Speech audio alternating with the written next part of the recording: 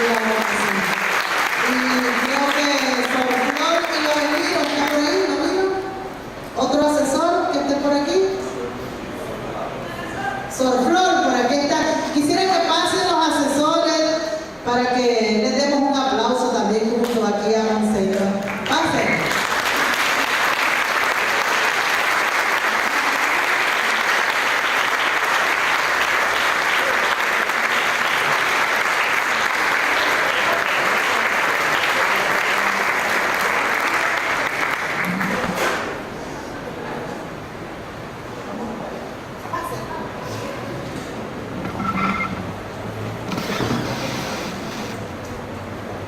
Y el padre Jorge.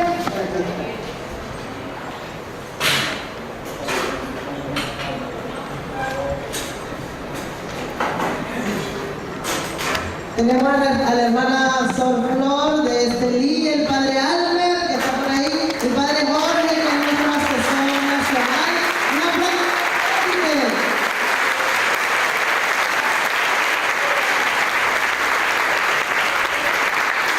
Y el gozo, la alegría de tener aquí a Monseñor, que es un sueño ahora hecho realidad, ¿verdad?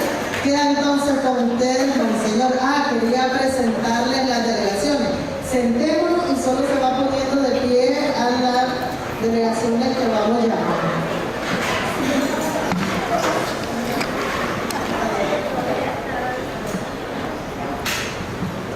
Tenemos León. Al final damos un aplauso a todos. Muy bien, León. Masaya. Ya está Masaya. Chontales. Ya está Chontales. Carazo. Carazo. Muy bien. Pinotega. Aquí están las hermanas. Matagalpa. Muy bien. Chinandega. Ok. Estelí está allá. Y los hermanos que nos visitan del vicariato de Bluefield. Allá está. Démosle un aplauso fuerte a los hermanos.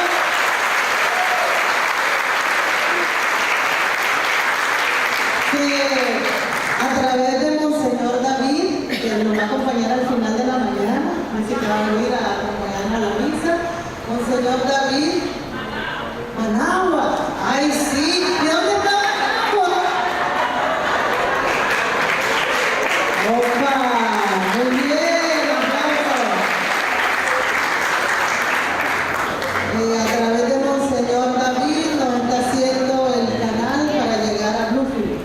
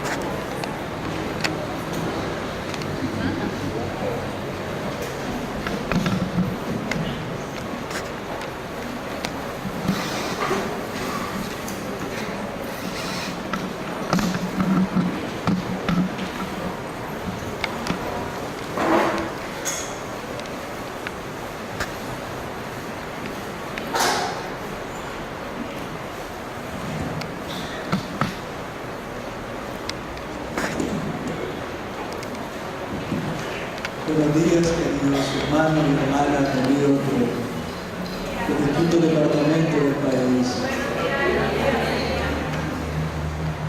Quisiera comenzar mi intervención con la lectura de los versículos de un salmo, el inicio del Salmo 103. Bendice, alma mía, al Señor, el fondo de mi ser a su santo nombre. Bendice, alma mía, al Señor, nunca olvides sus beneficios. Él que tus culpas perdona, que cura todas tus dolencias, rescata tu vida de la fosa, te corona de amor y de ternura, llena de bienes tu existencia, y tu juventud se renueva como la del águila. Bendice, alma mía, al Señor.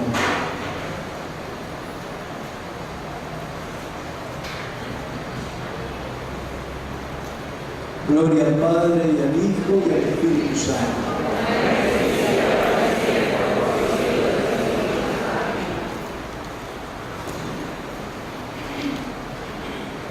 Y en primer lugar quiero agradecer de corazón la invitación que se me ha hecho para compartir con ustedes esta mañana. Lo hago con profundo cariño porque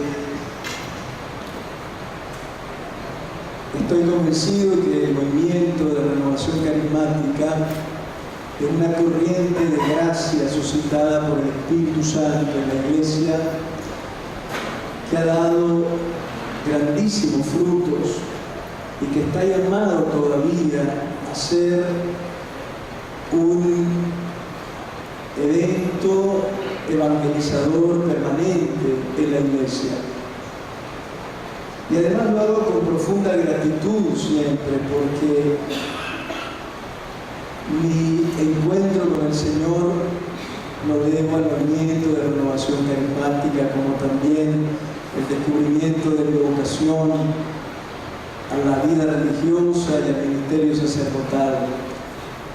Son muchos los dones, las experiencias espirituales, las enseñanzas que yo recibí del movimiento carismático, y por eso siempre que me encuentro con representantes de este movimiento espiritual lo hago con cariño y con gratitud. Marlene, que se ha esforzado por organizar mi llegada y ha hecho todo lo posible para que fuera posible, me decía que hablara un poco de lo que un obispo podía esperar del movimiento carismático en el presente y en el futuro. Yo les hablo del movimiento carismático no por lo que he oído ni por lo que me han contado. O sea, yo he vivido en las entrañas del movimiento carismático, allí nací a la fe en el Señor y durante muchos años participé activamente en la vida y en el ministerio del movimiento carismático. Ahora, desde otra perspectiva, desde un horizonte más amplio que uno puede tener como responsable en el ministerio episcopal, quisiera compartir con ustedes lo que yo veo y lo que yo espero, que estoy seguro que en gran parte es también lo que ven y lo que esperan mis hermanos obispos en las distintas diócesis del país.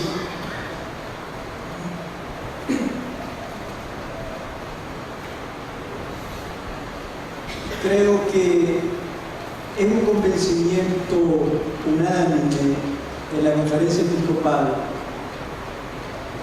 el valor espiritual y apostólico que tiene el movimiento de renovación carismática en la Iglesia. Es indudable que es un fruto de la acción del Espíritu que nació en un determinado momento de la vida de la Iglesia, en los años anteriores y subsiguientes al Concilio Vaticano II, como parte de la renovación de la vida de la Iglesia en sus distintos aspectos. Pero después de ya muchos años, el movimiento carismático sigue siendo una corriente de gracia y de bendición extraordinaria para la Iglesia Católica, con tal de que el movimiento conserve su propia identidad. Los dones y los ministerios, los carismas en la Iglesia los suscita el Espíritu Santo para enriquecer al resto de la comunidad. Y cada ministerio, cada don, cada carisma, aunque tiene que integrarse en la totalidad del cuerpo, que es la Iglesia, en una relación armónica de fraternidad, de colaboración recíproca en los planes pastorales de la diócesis, en comunión también con otras realidades eclesiales, cada movimiento debe conservar su propia identidad, su propia misión, su propia fisonomía espiritual y apostólica. O mejor aún, no solo conservar su propia fisonomía e identidad, sino lo mejor de su propia fisonomía e identidad. Porque un movimiento puede a lo largo de los años conservar su identidad, pero de una manera deformada o de una manera, en cierto modo, desviada, o en algunos casos en tensión con la comunión con el resto de la Iglesia. De lo que se trata es de conservar la propia identidad del carisma, conservando lo mejor de ese carisma. No ser distintos, pero sí dar lo mejor de sí mismos. A lo largo de los años, los carismas tienden a engordarse. Y cuando uno se engorda, se vuelve lento, se mueve con más dificultad. Empiezan a surgir enfermedades orgánicas, precisamente a causa de la grasa, del peso, los órganos no funcionan bien. Esto que ocurre con el cuerpo humano, ocurre también con los cuerpos sociales. Con el paso del tiempo se van haciendo pesados y cuesta que se muevan más y se van enfermando justamente a causa de eso que podríamos llamar acomodamiento.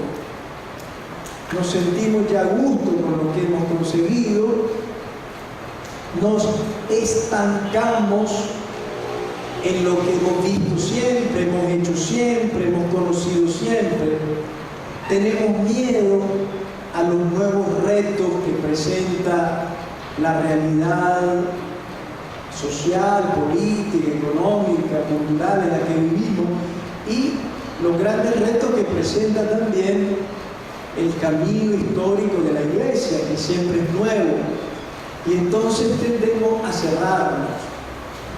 Con el pasar de los años también un movimiento tiende, sin darse cuenta, a encerrarse en sí mismo y a ignorar otras realidades eclesiales.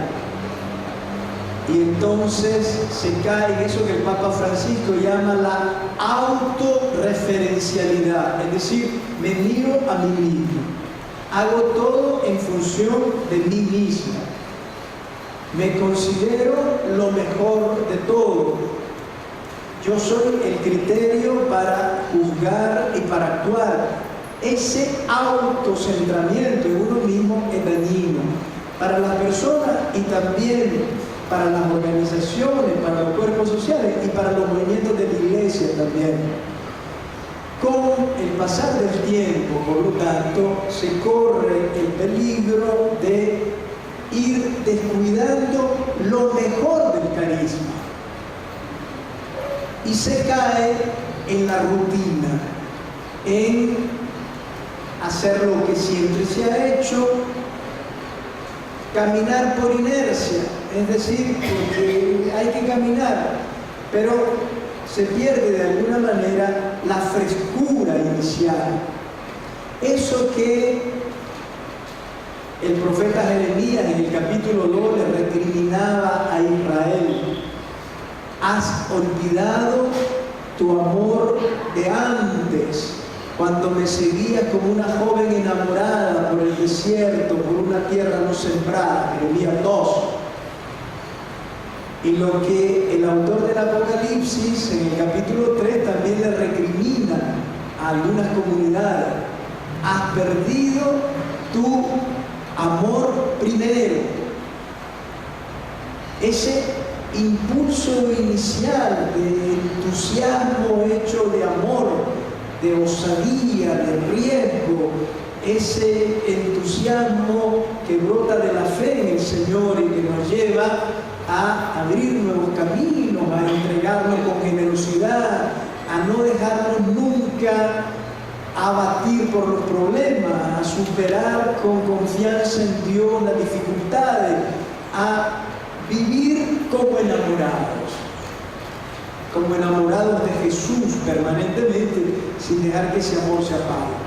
Bien, con el pasar del tiempo existe siempre el peligro de que un carisma, con todas las potencialidades que tiene, con todo lo bueno que en sí mismo contiene, con todo el potencial de servicio, de poder en favor de la iglesia,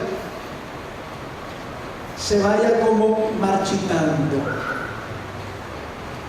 Entonces, después de muchos años de existencia del movimiento carismático en la iglesia, es importante hacer un examen de conciencia. Han pasado muchísimos años. Y la pregunta es, no solo estamos siendo fieles a la espiritualidad del movimiento, estamos siendo fieles a lo que el Espíritu Santo ha querido suscitar creando la renovación carismática en la Iglesia Católica. No solamente eso, que ya es bastante, sino también preguntarnos, ¿y estamos dando lo mejor de ese carisma? ¿O hemos caído en la rutina, en la mediocridad, en el acomodamiento, en la comodidad fácil? Todo eso hace que el mismo carisma, aunque sea obra del Espíritu Santo, debido a esta carencia humana, vaya perdiendo fuerza, vaya perdiendo capacidad de manifestación, vaya perdiendo eficacia espiritual. Porque los dones de Dios son manifestaciones gratuitas, porque el Señor las da por puro amor suyo, no porque lo merezcamos. Son manifestaciones del poder de Dios en el Espíritu y además para el servicio de la comunidad. Son las tres características de un carisma. Pero el carisma es como el agua, toma la forma del recipiente que la contiene. Y entonces cuenta no solamente el agua viva del Espíritu, los ríos de agua viva, el carisma como un agua de vida, sino que también es esencial el recipiente que la contiene, porque toma la forma del recipiente. Si esta agua viva del Espíritu cae en una persona desalentada y amargada, va a tomar esa forma. Si cae en una persona egoísta y pesimista, tomará esa forma. Si cae en una persona autoritaria y orgullosa, va a tomar esa forma. Si cae en una persona que tiene actitudes mundanas y es poco abierta al amor de Dios, se va a empobrecer también, porque va a tomar la forma de ese recipiente. San Juan de la Cruz, con esto termino esta introducción. San Juan de la Cruz dice: que Dios es como una fuente y cada cual coge como lleva el vaso. La fuente es el carisma, esta corriente de gracia que se ha manifestado en la iglesia, el movimiento de renovación carismática. Dios es como una fuente, pero cada cual coge como lleva el vaso. Dependiendo del recipiente, la corriente de gracia del Espíritu va a tomar esa forma. Por eso es importante que nos revisemos también nosotros, porque no basta que el Señor, en su infinito amor, esté siempre dispuesto a enriquecernos con su palabra, con su Espíritu, con su sacramento, con la diversidad de ministerios y carismas que suscita en la iglesia. Es importante que también nos revisemos nosotros para estar en la mejor disponibilidad de acoger el don. No basta el don, es también fundamental la recepción del don, la persona que acoge el don. Dios nunca se manifiesta contra nuestra libertad. Dios nunca actúa si no es a través nuestro. Y nunca va a actuar contra nuestra voluntad y contra nuestra libertad. Por eso es importante también revisarnos nosotros.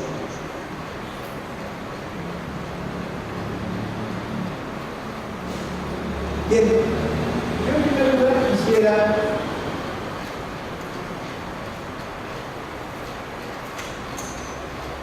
invitarles a una cosa, concluyendo esta introducción. Es importante que tomemos conciencia de las limitaciones o carencias que podemos tener. Porque solamente quien se descubre limitado, pobre, necesitado, es capaz luego de abrir la mano para recibir como un don aquello que necesita.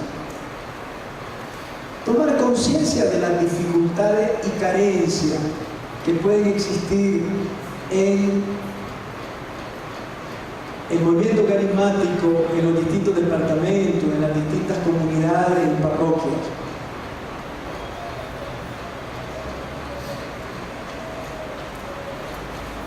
De lo que yo he vivido y de lo que he podido ir observando, hay dos tipos de dificultades.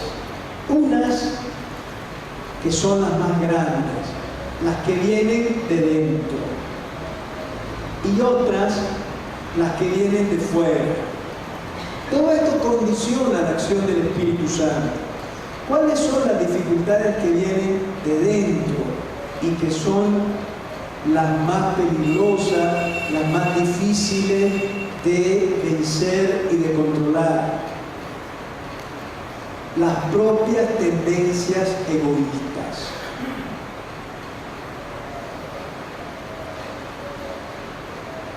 El propio pecado personal. Las resistencias humanas a la palabra de Dios y al Espíritu Santo. Estas son las dificultades más grandes. Cuando haya problemas en una comunidad, en un grupo, en una parroquia, en un departamento, empiecen siempre buscando el problema a la raíz. Se las repito las tres. Mis tendencias egoístas. Todos tendemos a volver sobre nosotros mismos, a buscarnos a nosotros mismos, a imponer lo que pensamos. Segundo, el propio pecado personal. hay que tomar conciencia de las infidelidades que cometemos frente al Señor, de la vida a veces doble que llevamos, de los pecados que cometemos por vivir cerrado al amor de Dios. Y la tercera gran dificultad es la resistencia a la palabra de Dios y al Espíritu Santo. Este es mucho más sutil, porque muchas veces se presenta con apariencia de bondad. No necesariamente la resistencia a la palabra o al Espíritu se presenta como pecado o como maldad. Muchas veces lo revestimos y lo justificamos con otros nombres.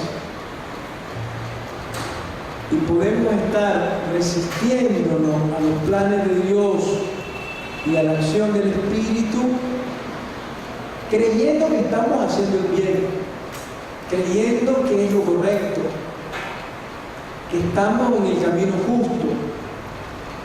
Pero esto que es más fácil de caer como víctima es lo más difícil de desenmascarar. Luego hay otras dificultades a nivel exterior.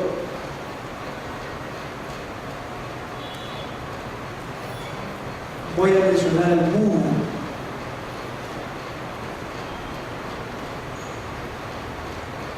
Las relaciones fraternas poco amigables, misericordiosas y cercanas.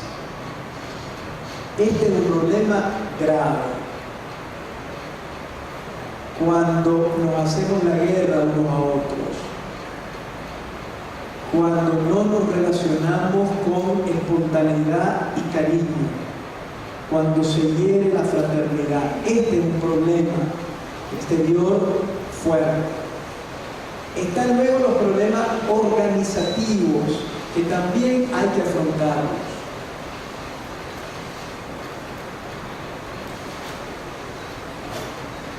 Las estructuras, los consejos, la existencia de distintos ministerios, cómo funcionan los grupos, cómo está la organización. Si la organización no está hecha con inteligencia y para responder a la realidad, puede ser ineficaz. Pero puede haber una organización extraordinariamente hecha con inteligencia, pero que no está animada por el amor y por la comunión con la iglesia y por la palabra de Dios, que también resulta ineficaz. Un problema grave es el problema organizativo. Ahí hay que poner a trabajar el corazón y el cerebro. Hay que organizarnos en modo inteligente para responder a las realidades en las que vive cada comunidad. Pero no solamente con la cabeza. La organización no debe ser una estructura burocrática, fría. Las estructuras de la iglesia tienen que estar siempre animadas por la caridad. Las estructuras tienen que estar al servicio de las personas. Las estructuras en la iglesia tienen que estar siempre al servicio de la misión.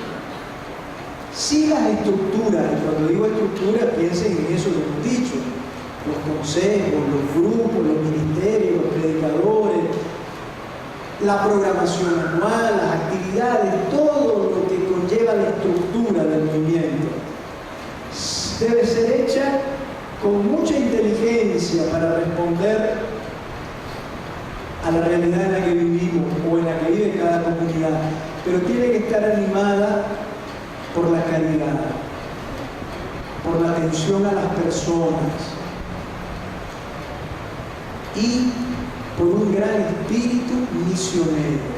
Las estructuras no deben existir en la iglesia simplemente para sobrevivir. Una institución sin estructuras no sobrevive. mismo cristianismo que surge como una experiencia de vida al contacto con Jesucristo en la fe pascual por obra del Espíritu Santo, muy pronto necesitó estructuras. Como humanos necesitamos organizarnos. Pero las estructuras en la iglesia no son solo para sobrevivir, tienen que ser vehículos de caridad, al servicio de las personas. Nunca las estructuras deben cegarnos para no ver los rostros de las personas, los problemas de las personas. Y en tercer lugar, deben estar siempre al servicio de la misión, el servicio que la iglesia está llamada a prestar en el anuncio del Evangelio a la sociedad, al mundo, estructuras misioneras, nunca burocráticas, centradas en ella misma.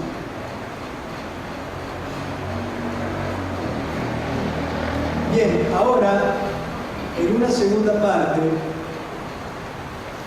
quisiera hacerles algunas propuestas a partir de algunas palabras clave de lo que yo creo que un obispo o una diócesis esperaría del movimiento carismático.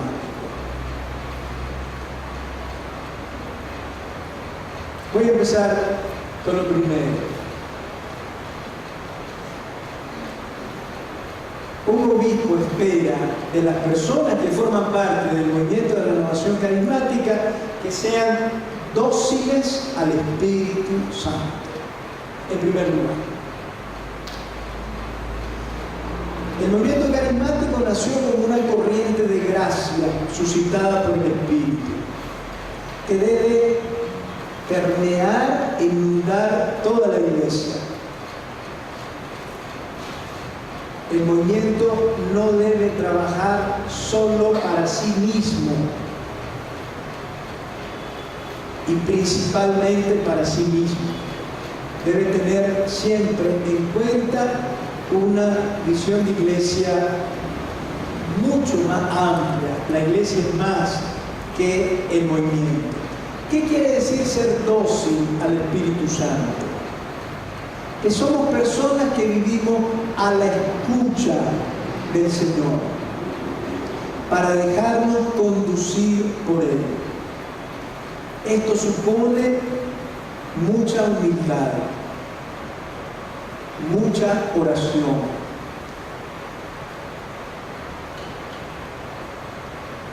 Esto supone dejar al Señor ser el Señor y yo seguirle, no imponerle mi camino.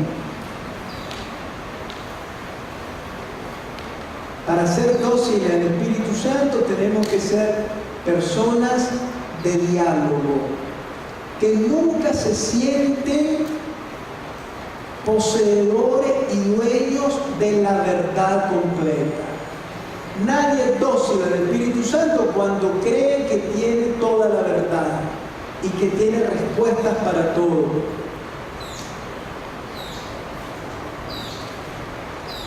Para ser dócil al Espíritu Santo hay que saber decir muchas veces no sé.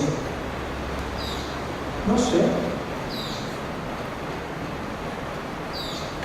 A mí a veces me preguntan periodistas o los sacerdotes o algunos laicos comprometidos y me hacen una pregunta que tiene que ver con una decisión importante en la vida de la iglesia o en la vida del país, y no tengo ningún reparo para decirle en este momento no sé. Dame tiempo para orar, para escuchar al Señor, y luego veremos si tengo algo que decirte. Hay que aprender a decir no sé. No lo sabemos todo. Les voy a poner un ejemplo bíblico.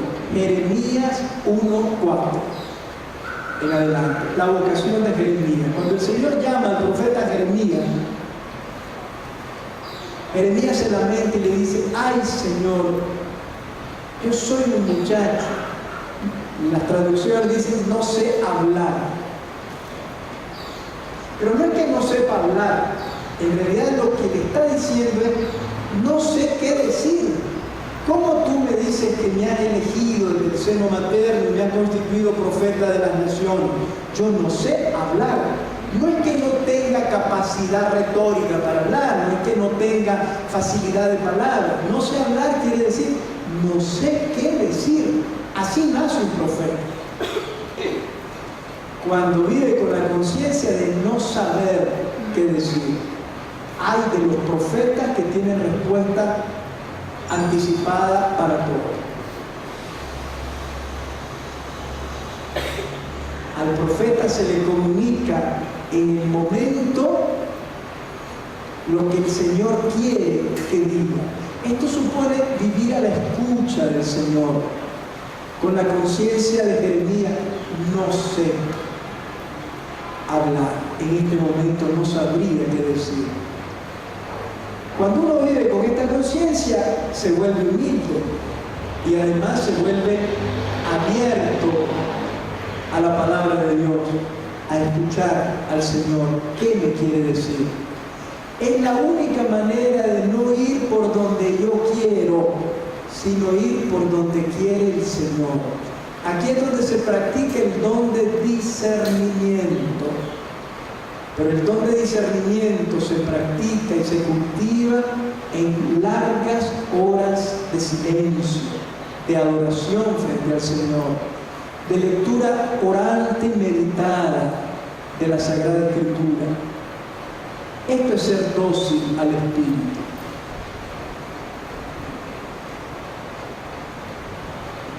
Mis caminos no son vuestros caminos. Bien. Lo primero, yo esperaría de las personas que pertenecen al movimiento de renovación carismática que sean personas especialistas en discernimiento espiritual.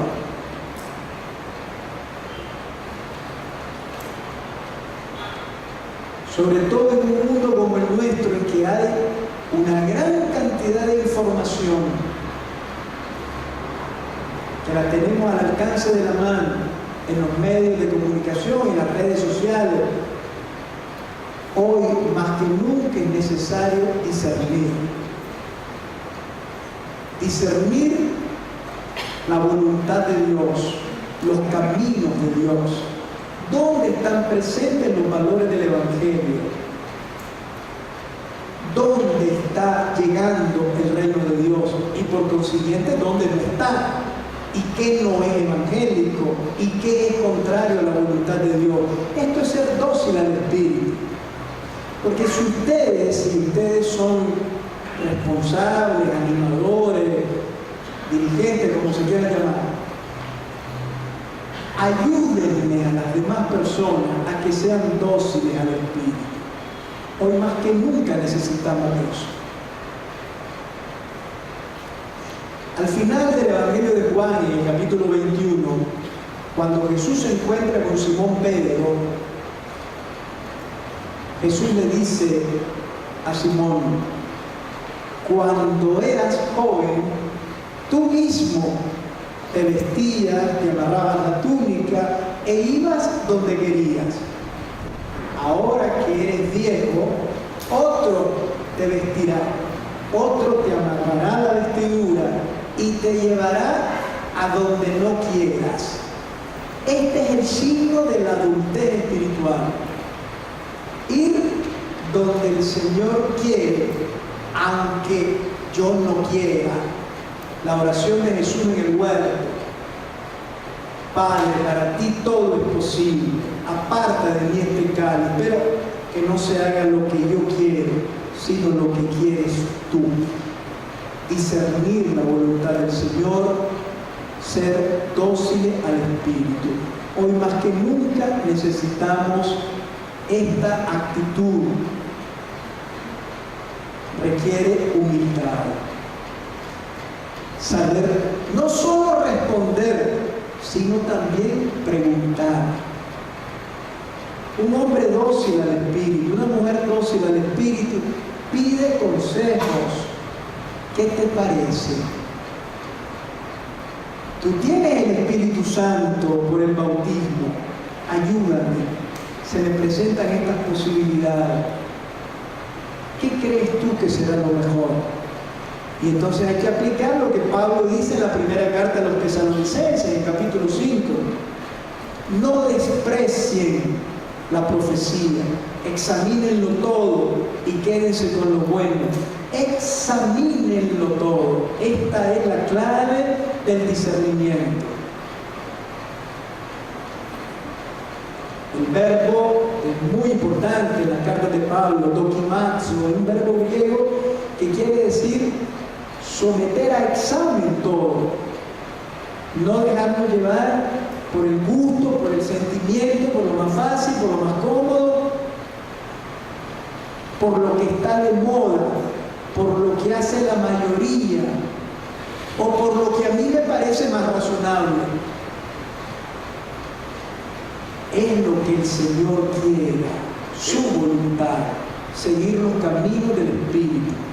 El discernimiento nace en la interioridad, en el silencio de la escucha de la palabra, pero se manifiesta en la vida. Yo creo que esta es la primera actitud que el movimiento carismático debe fomentar y debe vivir: docilidad al Espíritu. Y nos decidimos a ser dóciles al Espíritu del Señor cuando le amamos de verdad. Cuando de verdad Él es el amor de nuestra vida. Cuando Él es el Señor de mi vida. Entonces yo le sigo y vivo a la escucha de su palabra y en el discernimiento permanente de su voluntad.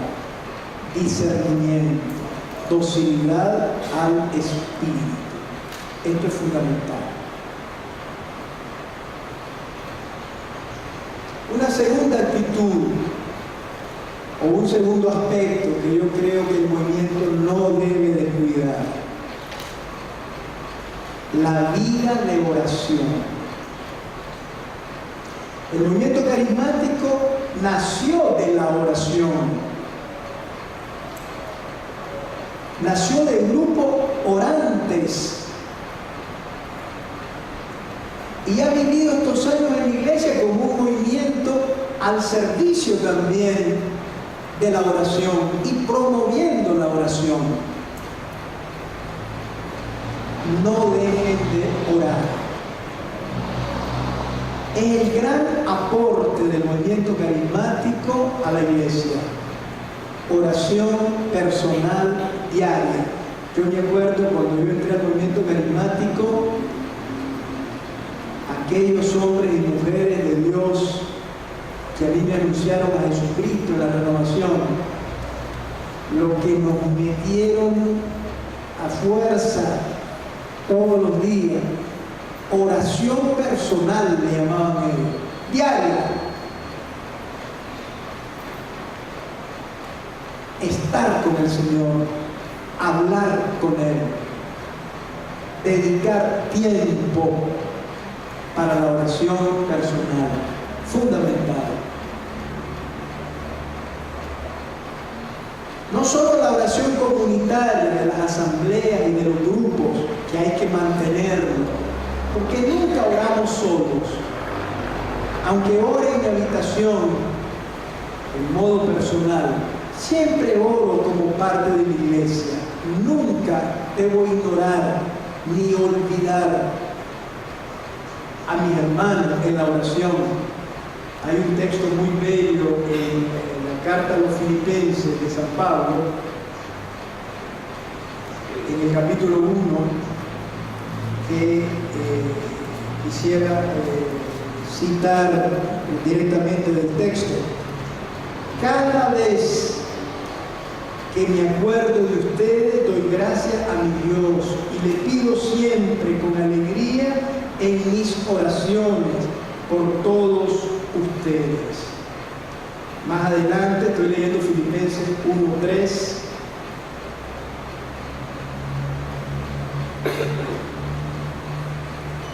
Dios es testigo de cuánto los quiero a todos. En las entrañas profundas de Cristo. Cada vez que ora Pablo, siente en sus entrañas de apóstol a todos los hermanos.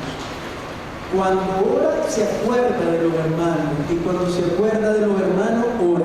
Nunca oramos solos. No hay que descuidar la oración comunitaria, pero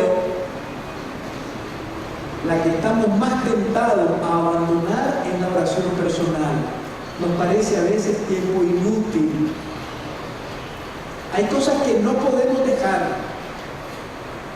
La reunión del consejo, la asamblea a nivel de iglesia, o ver un programa de televisión, o asistir a un compromiso social, o estar presente en determinada actividad. Y decimos, bueno, la oración puede esperar. Y es que el Señor espera siempre. Y cuando llegamos, allí está siempre, porque Él es el primero que llega a la cita en la oración y nunca nos recrimina porque lo hemos olvidado.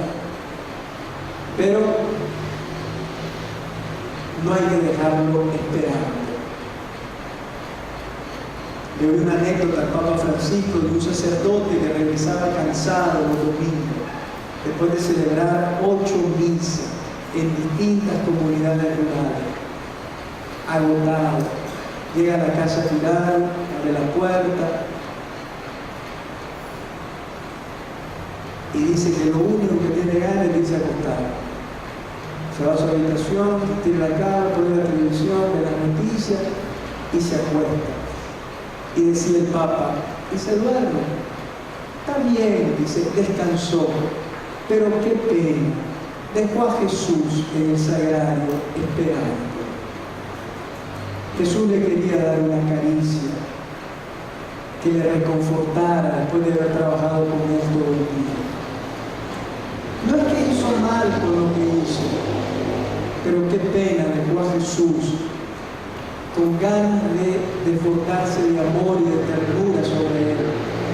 Cuando no vamos a la oración personal, no es que cometemos un pecado, es que no le damos al Señor la oportunidad de darnos una caricia, de mostrarnos su amor, de abrazarnos y tomarnos en sus manos, de decirnos cuánto nos ama, lo cual nos da fortaleza y esperanza.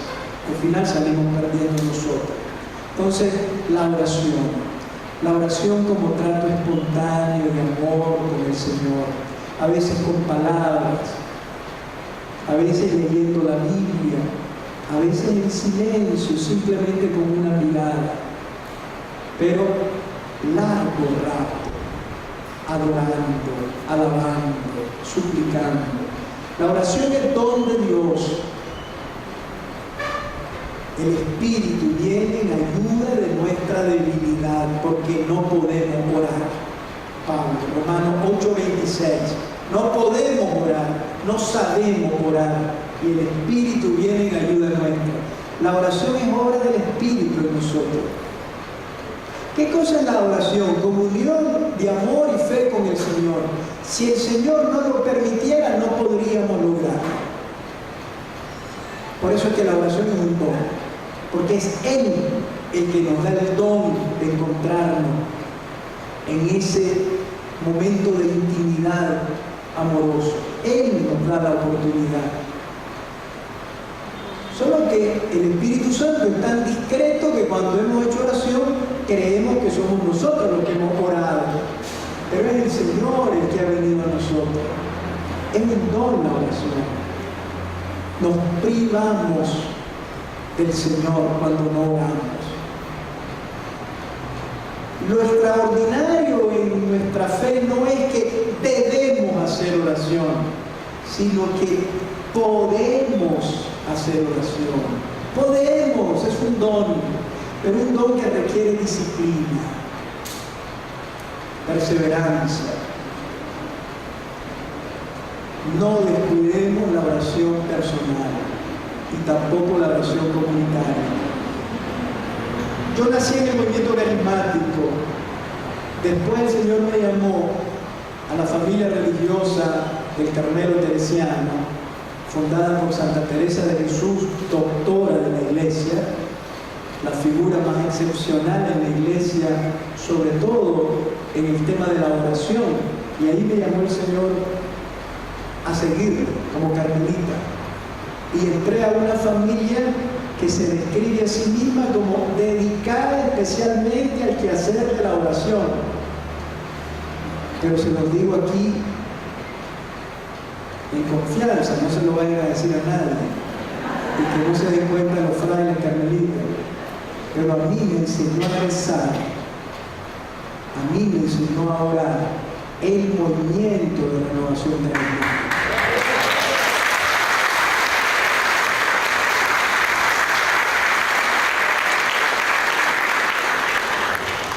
No me enseñó a orar el Carmelo.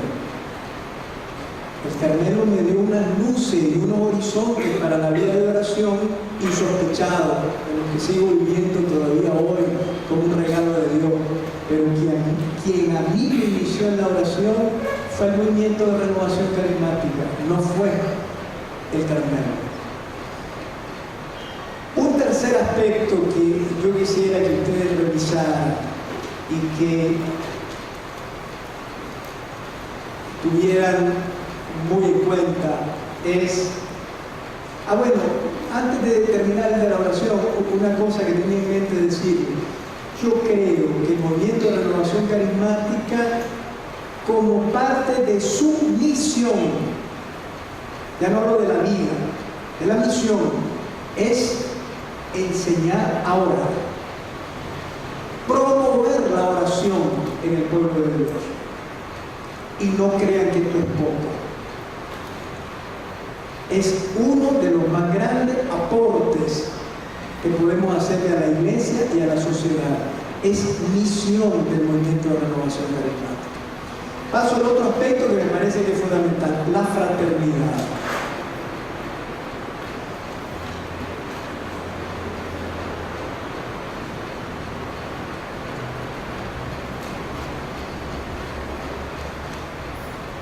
Cuando a mí me hablan del movimiento carismático, como yo viví, nací, viví tantos años en él, yo siempre digo: la gente de la renovación es gente muy buena, hasta desde la cara. Pero no solamente eso, sino que yo recuerdo con quienes yo viví cuando estaba más directamente metido en el movimiento. La gente de la renovación carismática es gente buena. Y estoy seguro que así son ustedes. Esa bondad tiene que manifestarse como fraternidad, como bondad hacia los demás. La iglesia es sobre todo un misterio de comunión, un misterio de fraternidad. ¿Saben qué les decía Santa Teresa de Jesús a sus monjas que vivían en comunidad?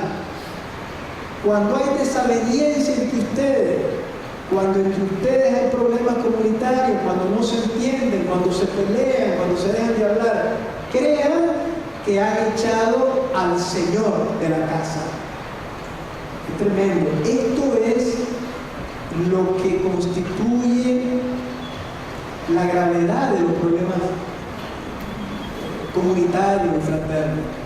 No es simplemente que nos llevamos mal, o que hubo un problema, o que discutimos, o que no se habla, o que está resentido, es que se va el Señor.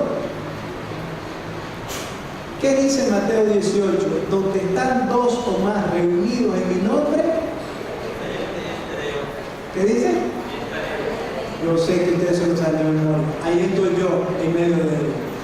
Pues cuando no están dos o más reunidos porque están peleados, allí no estoy yo en medio de ellos. Y no se les olvide, si entre ustedes hay desaveniencia, hay resentimiento, hay crítica, hay divisiones, hay rupturas y ofensas, allí no está el Señor. Aunque levanten las manos, aunque vayan, exalten y canten, allí no está Jesús. La fraternidad es el misterio de comunión de la iglesia que hace presente al Señor. Luego recuerden otra cosa. Les decía que las estructuras son necesarias.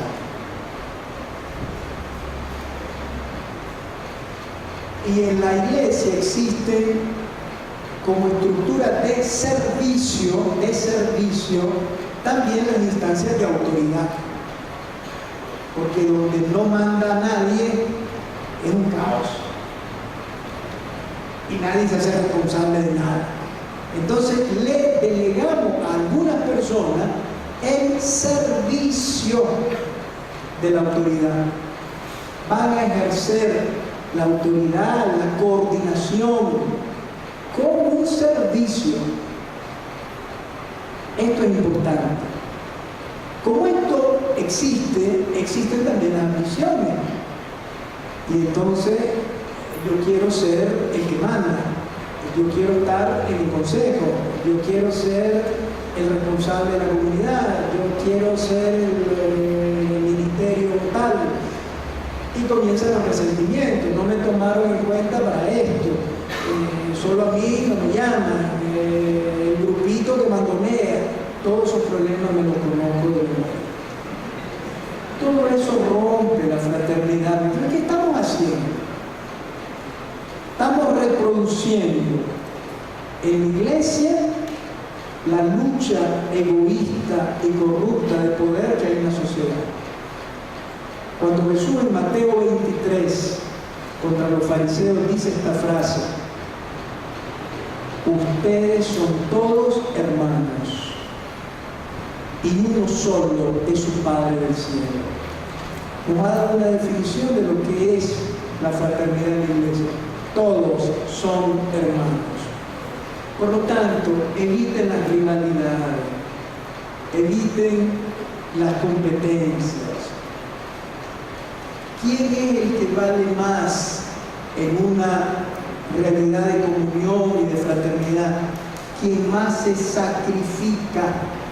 Hay que recuperar en la vida comunitaria el valor del sacrificio como forma de vida, es decir, como don de mí mismo al Señor y a los hermanos, dispuesto a darnos, a regalarnos. Hay que recuperar la dimensión del sacrificio gratuito y recordar lo que dice Jesús, una frase que conserva el capítulo 20 de los Hechos de los Apóstoles: hay más alegría en dar que en recibir. Por lo tanto, cuiden la fraternidad. No hablen mal unos de otros. No ambicionen cargos. No se tengan envidia. Son hermanos y hermanas. Aprendan a sufrir abrazados con la cruz de Cristo. A veces hay que sufrir la ingratitud, el olvido, el no reconocimiento, el desprecio. Abracémonos con Cristo crucificado. Y no nos destruyamos. San Pablo en la carta a los Gálatas, en el capítulo 6, tiene una frase que es muy elocuente. Dice: no se muerdan unos a otros, no vaya a ser que se devoren. Cuidar la fraternidad es muy importante, porque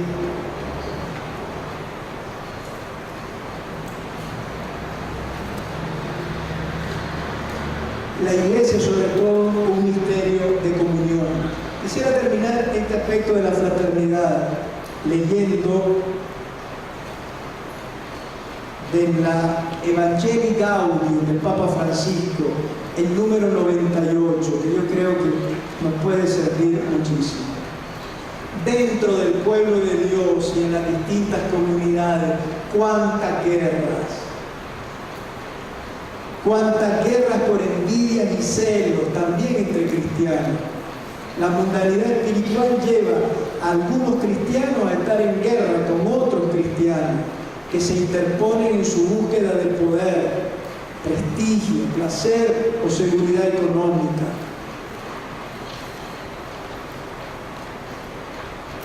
A los cristianos de todas las comunidades del mundo, quiero pedirles especialmente un testimonio de comunión fraterna que se vuelva atractivo y resplandeciente, que todos puedan admirar cómo os cuidáis unos a otros, cómo os dais aliento mutuamente y cómo os acompañáis.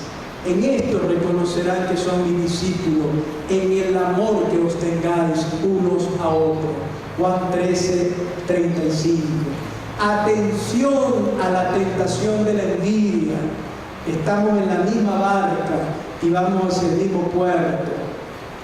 Pidamos la gracia de alegrarnos con los frutos ajenos que son de todos. Por ello me duele tanto comprobar cómo en algunas comunidades cristianas consentimos diversas formas de odio, divisiones, calumnias, difamaciones, venganza, celo, deseos de imponer las propias ideas a costa de cualquier cosa y hasta persecuciones que parecen una implacable caza de brujas. ¿A quién vamos a evangelizar con esos comportamientos? Pidamos al Señor que nos haga entender la ley del amor. Oigan qué bonito cómo termina este número 101 del Evangelio Gaudium. Todos tenemos simpatía y antipatía. Y quizá ahora mismo estamos enojados con alguno o alguna. Al menos digámosle al Señor ahora mismo: Señor, yo estoy enojado con fulano, con la fulana. Yo te pido por él, te pido por ella. Recemos por aquel con el que estamos irritados. Es un hermoso paso en el amor y es un acto evangelizador. Hagámoslo hoy. No nos dejemos robar el ideal del amor fraterno. Si ustedes viven intensamente el amor fraterno, no tengan miedo de que falte eficacia a su acción evangelizadora.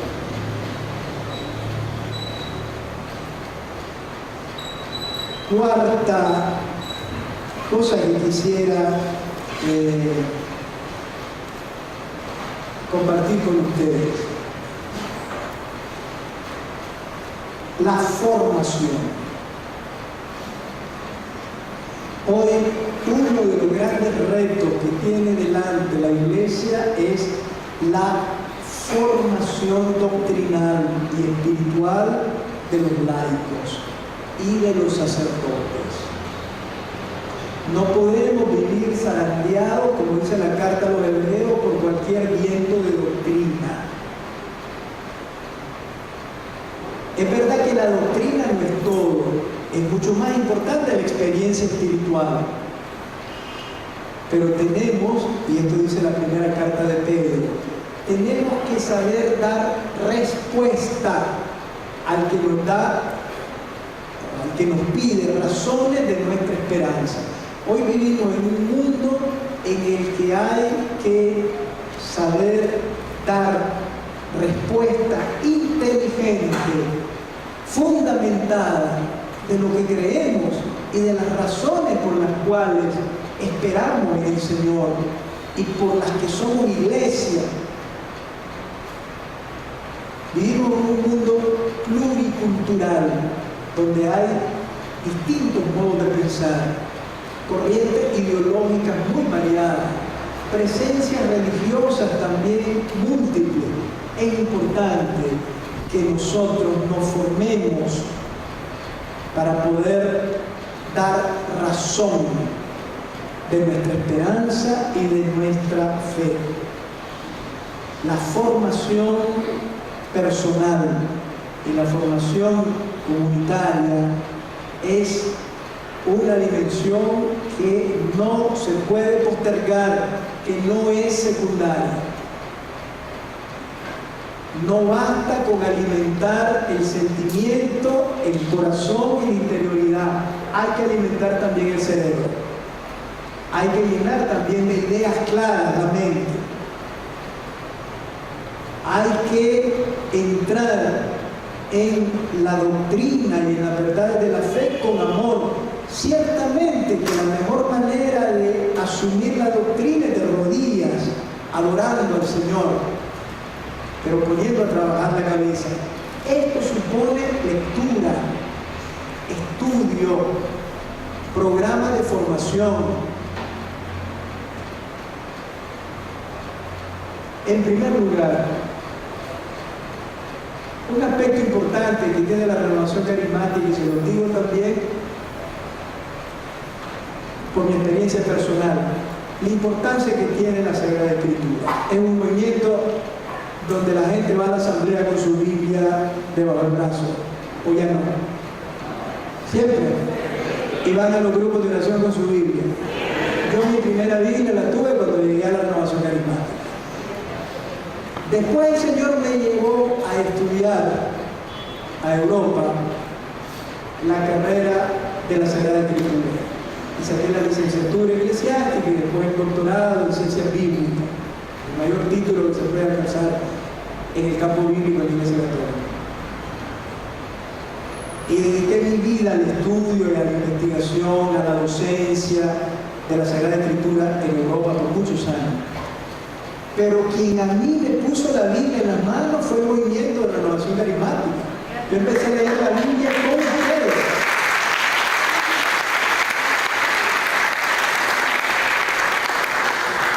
No pierdan este valor. Sin embargo, con todo cariño les quiero decir también esto. En el movimiento carismático se lee la Biblia muy desordenadamente. Conocemos la Biblia a pedacitos, versículos de aquí, versículos de allá, y más o menos identificamos que, bueno, Jesús dijo, yo soy el camino, la verdad y la vida. Pero no falta quien dice, como dijo la Virgen María al pie de la cruz, todo lo puedo en Cristo que me fortalece. Por favor.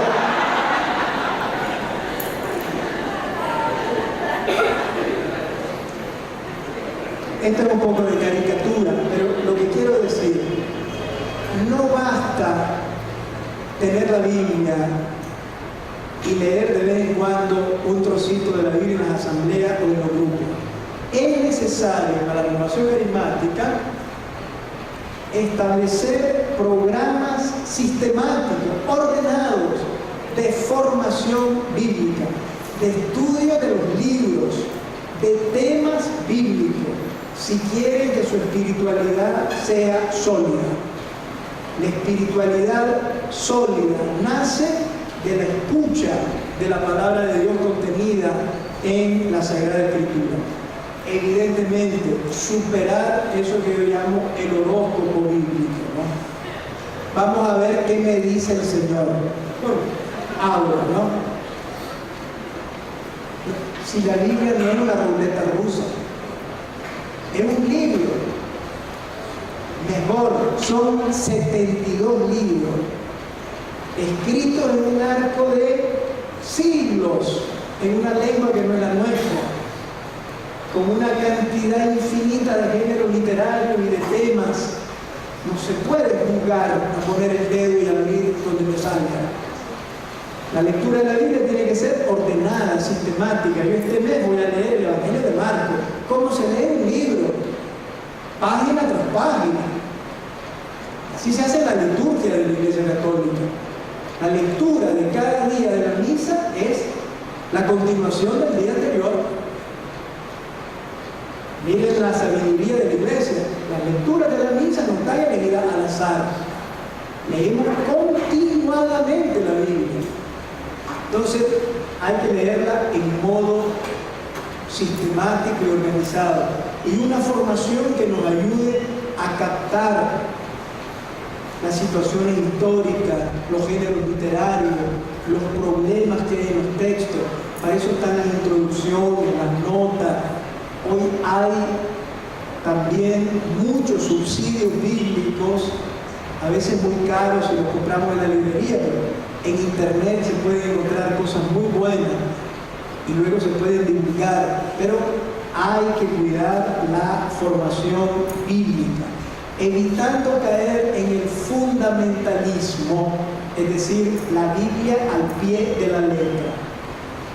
La Biblia hay que interpretarla siempre y caer en el intelectualismo, la curiosidad. La Biblia como un libro para responderme a curiosidades y preguntas que yo me hago. No. Se lee la Escritura con seriedad, con profundidad, pero para que el Señor me hable, para que su palabra se vuelva vida, y como dice él en Juan 6, mi palabra es espíritu y vida. Pero la formación bíblica es fundamental. Y junto a la formación bíblica, el magisterio de la iglesia.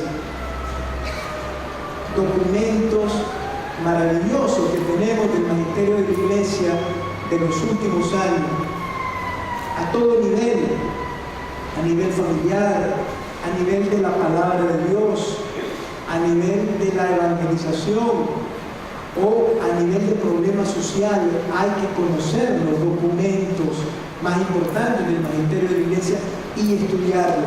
Un reto grande que tiene delante es la formación bíblica y doctrinal, organizada sistemáticamente. Yo sé que hay eso que en mi tiempo se llamaba, le llamábamos, como en los cursos que vienen después del seminario, el crecimiento. El crecimiento hay que organizarlo en modo sistemático. Está bien temas espirituales, temas de vida cristiana, pero no descuidemos la raíz, que es la formación bíblica y la verdad de la Biblia prolongada en la vida de la iglesia a través del magisterio de la comunidad cristiana. Hay que formarse. Nadie puede ahorrarse el trabajo de estudiar, de leer, de hacer resúmenes, de tener síntesis personales de algunos problemas. Hay que aprender a usar la capacidad que tenemos de razonamiento también en la fe. La fe no es solo para vivirla, la fe también es para razonarla. Es verdad que no se llega a la fe razonando. La fe es un don que cuaja en una experiencia personal de Jesucristo en mi vida como el Señor. Pero esa experiencia después hay que reflexionarla, hay que razonarla, sobre todo porque hoy el mundo, la sociedad nos impone un lenguaje del que todos sean capaces de aprender, que todos puedan de alguna manera entender, y sobre todo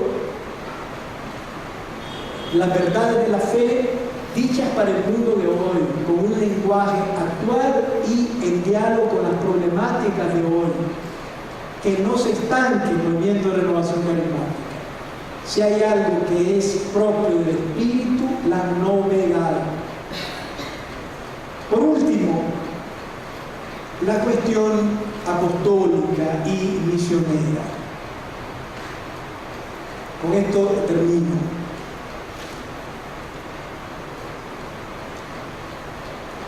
Decía Pablo VI,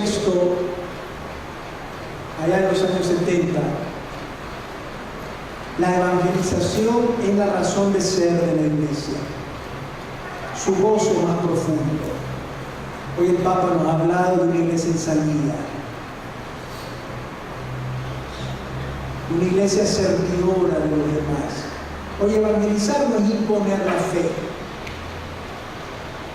Hoy evangelizar es ayudar a los demás a que descubran la presencia amorosa de Dios en sus vidas, a que descubran la luz salvadora de Jesucristo en sus vidas, que ya está presente pero no lo saben.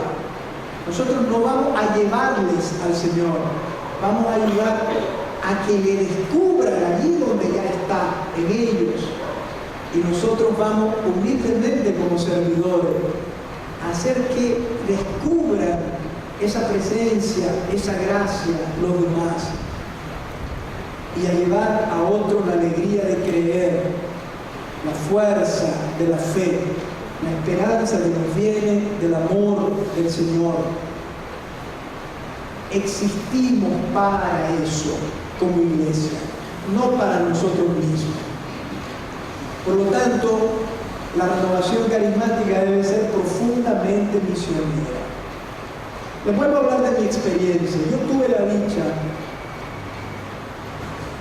cuando estuve directamente metido en la renovación carismática antes de irme al seminario, en Masaya, de vivir una época del movimiento carismático en Masaya que era profundamente misionera, extremadamente comprometida con los pobres, decididamente tirada a la calle, al contacto con la gente, anunciando el Evangelio. Y eso se lo debo también a la renovación carismática.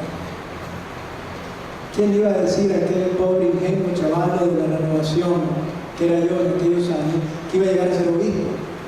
Pero el ardor misionero, la pasión por llevar el Evangelio y ser testigo de Jesucristo resucitado, me lo enseñó la renovación también.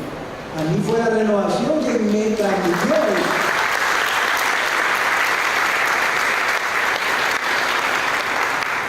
No pierdan ese ardor. La renovación carismática tiene que ser profundamente misionera y estar presente allí donde hay más dolor, allí donde hay más necesidad, allí donde hay más gente pobre. Existimos para servir, para lavar los pies de los demás como esclavos, para llevar con gozo el testimonio de Jesucristo resucitado a los demás como el mayor tesoro. Pero sobre todo, no se olviden de esto porque yo lo repito de vez en cuando, la iglesia no existe para hacerle más complicada y más difícil la vida a la gente, sino todo lo contrario. La iglesia existe para hacerle más llevadera y más gozosa la vida a la gente.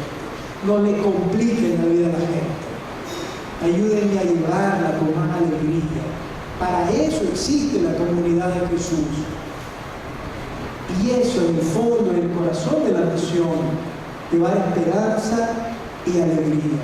La evangelización comienza con una sonrisa, con un gesto de cariño desinteresado, con un acto eficaz de caridad allí donde hay necesidad. Pongan a los pobres en el centro de sus preocupaciones. La misión. También esto hay que estructurarlo y hay que organizar.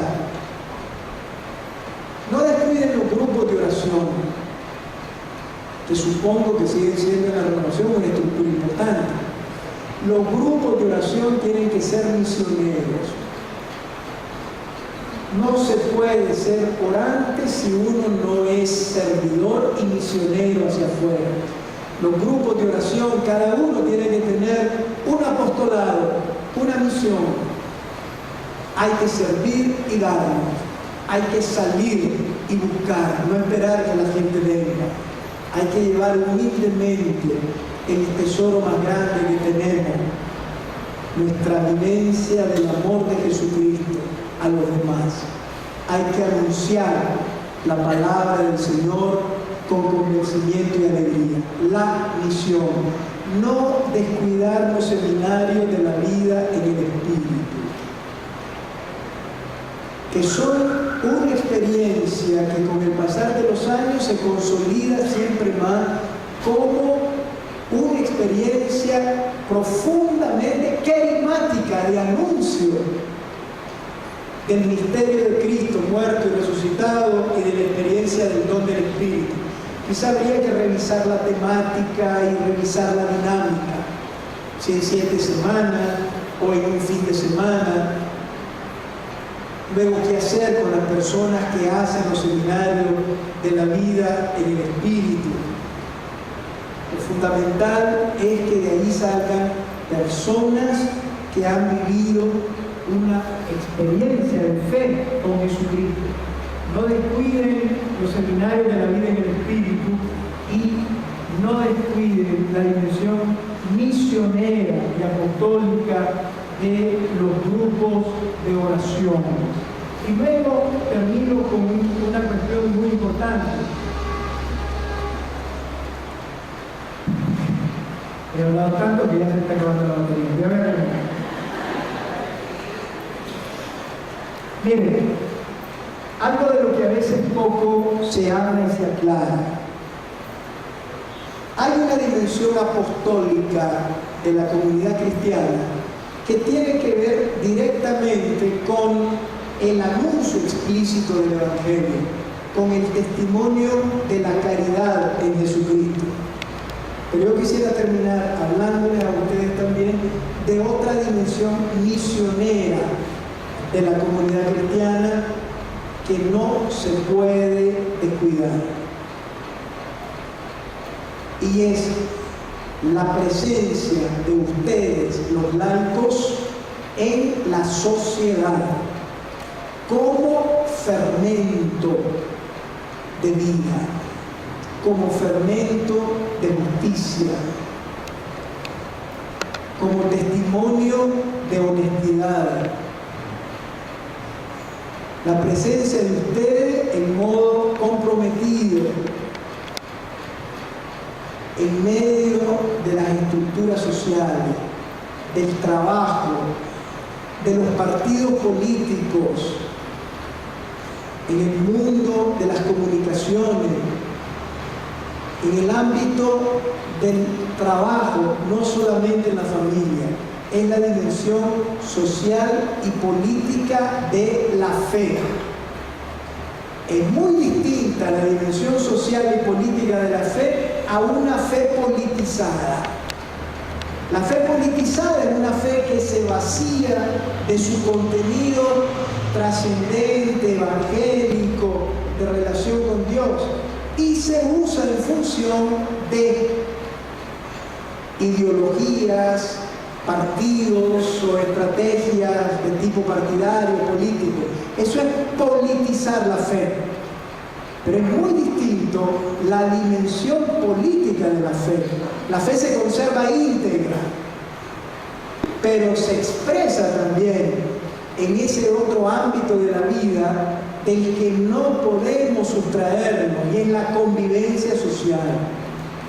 En Nicaragua vivimos un momento difícil, complejo, no solo porque es un año electoral. Yo estoy convencido que los problemas de Nicaragua no se van a resolver en noviembre, ocurra lo que ocurra. Es a largo plazo el problema. Hace poco decía yo en unas declaraciones al diario La Prensa, me preocupa la Nicaragua a mediano y largo plazo. No lo que va a ocurrir en noviembre, que esperamos que sea un proceso electoral honesto, transparente, en el que se respete la voluntad popular, con observación nacional e internacional, cedulación irrestricta para todos los ciudadanos, con un Consejo Supremo Electoral honesto en quien la población confíe, lo que los obispos hemos pedido, y que todos participemos bajo esas condiciones. Pero no basta eso. Nicaragua necesita de los cristianos, sobre todo a mediano y largo plazo, para construir una sociedad sobre valores humanos auténticos, el bien común, el olvido de sí mismo por el bien de los demás, la transparencia, la falta de ambición, la renuncia a la ambición y al prestigio, la opción por trabajar en función de una convivencia mejor, la renuncia a todo lo que suene a corrupción y a injusticia, la preocupación por las clases más desposeídas del país. Necesitamos comprometernos también a ese nivel. Muchas veces a ese nivel la misión no lleva la etiqueta cristiana. Para comprometerme a ese nivel no tengo que mostrar el rosario, ni tengo que echar agua bendita. Pero son mis actitudes evangélicas las que hacen presente el señorío de Cristo en la estructura social, en la estructura política y económica, en la vivencia de la sociedad. Yo como obispo espero de la renovación carismática también un testimonio a este nivel. No descuiden esto. No es verdad que cuando llegamos a la asamblea dejemos en la puerta la política, los problemas y vamos a alabar al Señor. No nos encontramos con el Señor fuera de la realidad. No nos encontramos con el Señor si nos olvidamos de los problemas que vive la gente y que vive el país. Porque el Señor se encarnó en la historia. Porque el Señor nació y vivió en medio de conflictos en donde dio testimonio del reino de Dios. Dios debe reinar. Y Dios reina cuando nosotros asumimos las mismas actitudes de Dios, cuando asumimos las actitudes de Jesús en medio de la sociedad. Dejen siempre algún espacio para la reflexión sobre la realidad nacional. Disciernan también allí. Pregúntense siempre cuando lean un texto bíblico, ¿y esto qué dice sobre la política hoy? No podemos dejar fuera del señorío de Cristo y de la luz de la palabra y de la acción del Espíritu aquello que más ha amado Dios, la historia de la humanidad, aquello que más ha rechazado Dios, la esclavitud de los pueblos, la injusticia y la convivencia. Por eso bajó a liberar a su pueblo de Egipto y por eso nació en Belén, pobre entre los pobres, para llevar esperanza de salvación no solamente a cada persona, sino también a la sociedad humana como familia. No descuiden esto. Hace poco escuchaba a un pastor de una iglesia no católica, donde un periodista le preguntó: ¿y ustedes cómo afrontan en su congregación, en su culto, los problemas del país? Nosotros no hablamos de política. Nosotros no. Digo, ¿y qué iglesia es esta?